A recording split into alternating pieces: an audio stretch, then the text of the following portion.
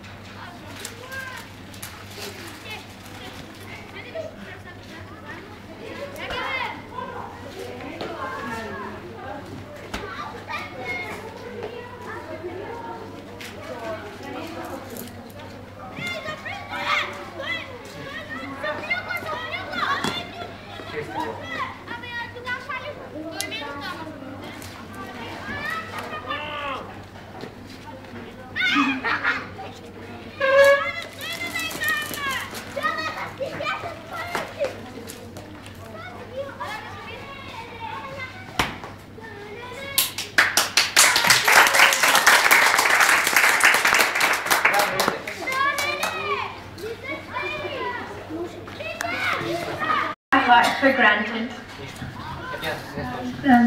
Драмата беше как може ние да вземем сърцето си и what is lost?